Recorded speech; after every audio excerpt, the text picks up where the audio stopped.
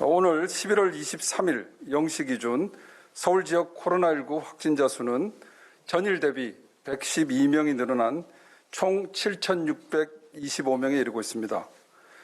지난 18일부터 증가폭이 급격히 커지더니 일주일도 안 돼 지난 8월 대유행의 최다 확진자 수를 넘어선 역대 최대치를 기록했습니다.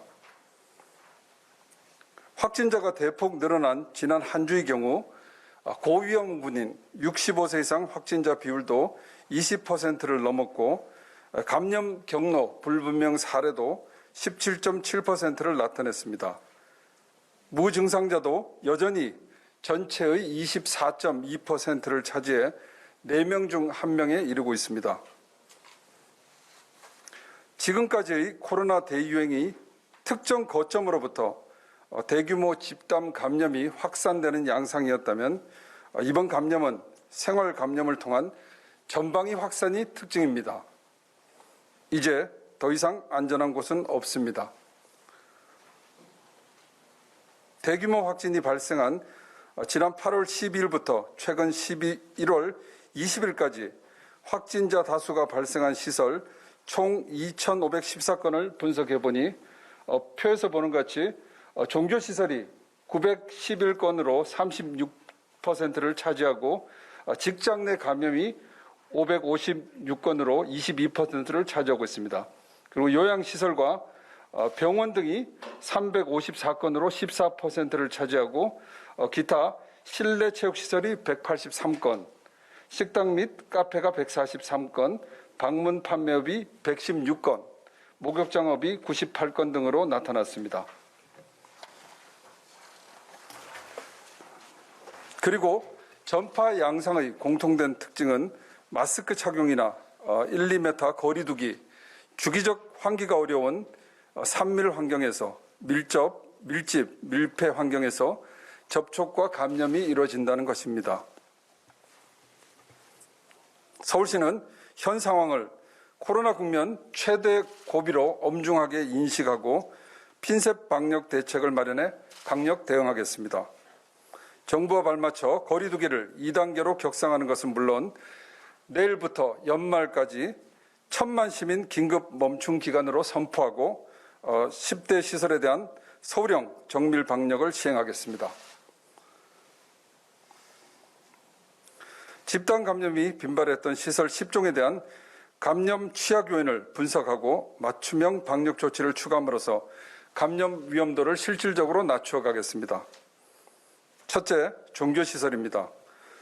2단계에서는 정규 예배, 법회, 미사 시 좌석의 20%로 참석 인원이 제한되는데 이보다 경각심을 높여 비대면 온라인으로의 전환을 강력하게 권고합니다.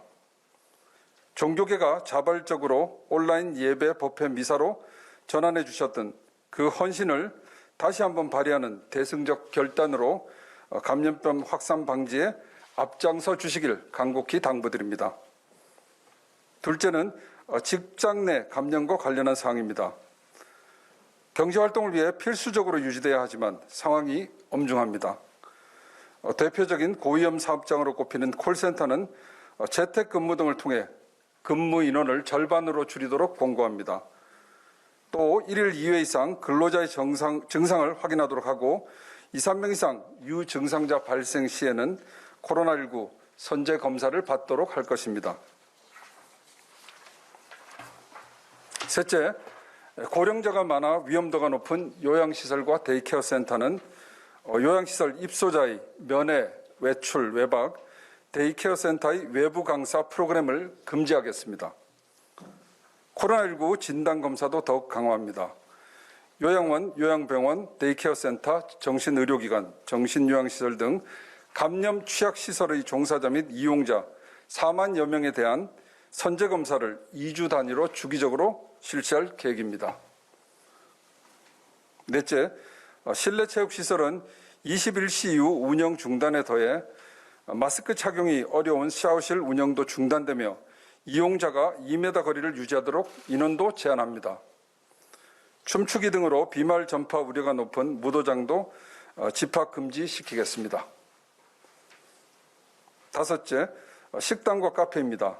카페는 하루 종일, 음식점은 20일 이후 포장과 배달만 허용되는 2단계 조치에 더해 주문 대기 시 이용자 간 2m의 간격 유지, 음식 섭취 중 대화 자제를 권고합니다. 여섯째, 방문 판매과 관련해선 홍보관 인원을 2단계 수칙인 인원 제한을 최대 10명으로 강화하고 방역 관리자를 지정 배치해 운영하도록 하겠습니다. 다과 커피 등 일체의 음식 제공은 물론 취식과 노래, 구호 등이 금지되며 모든 모임은 20분 내로 종료해야 합니다. 일곱째, 마스크 착용이 어려워 위험도가 높은 목욕 작업은 음식 섭취 금지, 인원 제한에 더해서 한증막 운영도 금지하고 공용용품 사용 공간 이동 거리는 최소 1m 간격 유지하도록 구획을 표시하도록 했습니다. 여덟째, 나머지 3개 시설은 최근 확진자 발생은 많지 않지만 수능 및 대학별 논술 면접을 앞두고 각별한 관리가 필요한 노래 연습장, PC방, 학원입니다. 노래 연습장은 21시 이후 운영이 중단되며 서울시는 추가적으로 각 룸별 인원 제한을 공고하겠습니다. PC방은 음식 섭취 금지, 좌석 한 칸 띄우기에 더해 비말 차단이 가능한 높이의 좌석 구분 칸막이를 설치하도록 권고하겠습니다. 학원의 경우 음식 섭취 금지 등에 추가해 학원 내 스터디룸 등 공용 공간 이용 인원을 50%로 제한하겠습니다. 다음은 병상과 생활치료센터 가동률을 말씀드리겠습니다. 22일 20시 기준 수도권 감염병 전담병원 병상 가동률은 51.3%이고 서울시는 61.9%입니다. 서울시 중증 환자 전담치료 병상은 53개 중 42개를 사용 중으로 즉시 가용 병상이 11개밖에 남아있지 않은 상황입니다. 생활치료센터는 현재 4곳을 운영 중으로 가동률은 60.6%입니다. 계속해서 순차적으로 4곳을 추가 확보할 예정이지만 이대로 가다간 공공의료체계가 감당할 수 있는 수준에 이를 수도 없는 공공의료체계가 감당할 수 없는 수준에 이를 수도 있습니다. 총력을 다해 확산세를 저지해야 하는 이유입니다. 시민 여러분, 올 초부터 우리는 수많은 고비를 함께 넘어왔습니다. 그리고 우리는 다시 한번 중대 갈림길에 서 있습니다. 이번 위기를 넘지 못한다면 그동안의 모든 노력과 희생은 물거품이 되고 말 것입니다. 코로나19가 모든 걸 멈추기 전에 우리가 먼저 강력하게 멈춰야 합니다. 방역 전면전, 총력전의 적기는 바로 지금입니다. 더는 후퇴할 곳도 머뭇거릴 새도 없습니다. 그리고 코로나 방역은 나와 내 주변으로부터 시작됩니다. 추워도 2시간에 한 번씩 환기하기, 아쉬워도 송년 모임 자제하고 집에서 가족과 함께하기, 환기가 안 되는 시설에 오래 머무르지 않기, 설마에도 의심되면 즉시 검사하기, 마스크 착용과 손소독 철저히 하기, 연말연시 이 5대 시민행동 수칙을 철저하게 지켜주시기 바랍니다. 무엇보다 지금 여러분들이 방문하고 만나고 접촉하는 모든 곳에 코로나 위험이 잔존해 있을 수 있다는 각별한 경계심으로 불료불급한 외출, 만남, 방문을 자제해 주시기 바랍니다. 특히 식사와 회식 자리에선 마스크 착용이 불가한 만큼 올 연말은 일체의 모임과 약속을 취소하고 집에서 가족과 함께 하시길 요청드립니다. 모임 없는 연말만이 일상에 있는 새해를 가능케 할 것으로 믿습니다.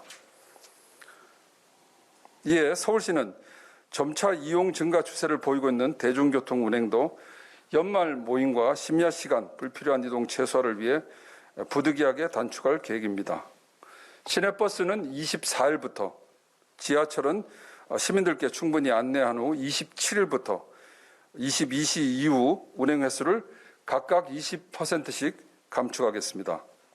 향후 비상 상황이 지속될 경우 추가적으로 지하철 막차 시간도 24시에서 23시로 단축을 추진할 예정입니다.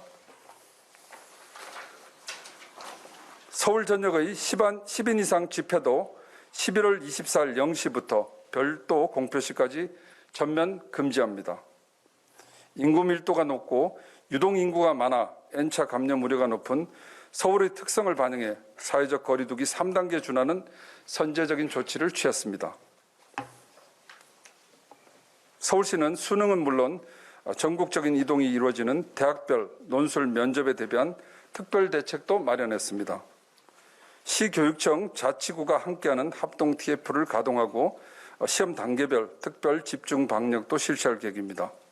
우선 수능 일주일 전부터 수험생 방문이 잦은 음식점, 카페 등 6종의 중점 관리 시설을 집중 방역하고 입시 학원 전체와 교습소 등 1,800개소는 방역 수칙 준수 여부를 철저히 점검할 계획입니다.